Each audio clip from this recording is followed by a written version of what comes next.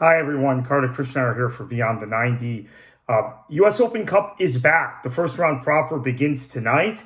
And while a lot of people are excited, I don't know if there's as much buzz as there was last season when a sense of injustice because of what MLS was trying to pull to dismember the competition rallied the community around the soccer community in this country around our national championship, our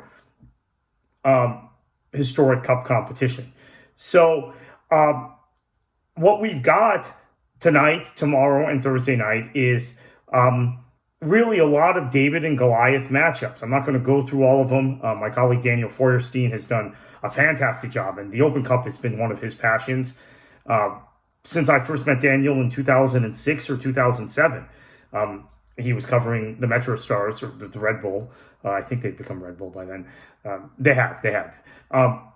But his great passion was this cup competition and how unique it was in the American sports landscape. So I'm going to defer most of what we do on Open Cup at our site to Daniel. He is the maestro of the U.S. Open Cup, along with a couple like Josh Hakala, Jake Sillick, and a few others who write for the Cup.us. Check them out. They're a great resource for the Open Cup, the Cup.us.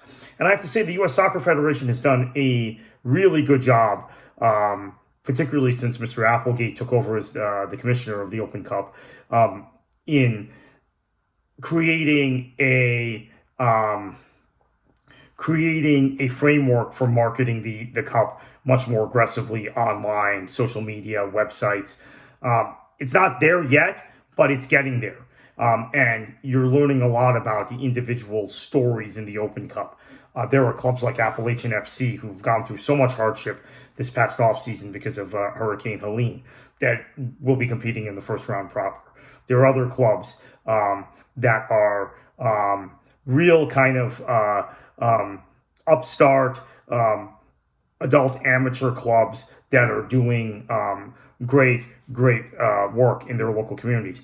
Here in Florida, we've got a matchup between Sarasota Paradise, who will be in USL League One next season, and Naples and FC Naples, who are in USL League One, who have gotten off to a good start, who've averaged over 4,500 fans a game in league play. That's a match I encourage everybody to keep an eye on. James Knowles from the Florida Soccer Report will be covering that match. In addition, I'll be at the Naples United FC. This is a different club, an NPSL club. Their matchup with Miami FC, who are at this point the most rotten team in the USL Championship, right? So that's a potential upset or potential cup set. There are lots of potential cup sets to watch for. Again, I'm going to defer to Daniel on this, but I think it's important that fans of the beautiful game in this sport, in this country, support and watch the Open Cup these next 3 nights. We saw massive momentum last season because of what had happened, because MLS had effectively pulled out of the tournament. Now, this year with MLS nearing some sort of full participation, not quite full participation, but certainly much more involved in the tournament than they were last year, it seems like there's less of a buzz, there's less of a anticipation, there's less of a cause associated with the Open Cup. But I would argue if you want this cup competition to thrive, there always should be an impetus behind backing the cup because it's very unique in American soccer. I know from talking to some folks, they're excited about the Jägermeister Cup this year. I am as well.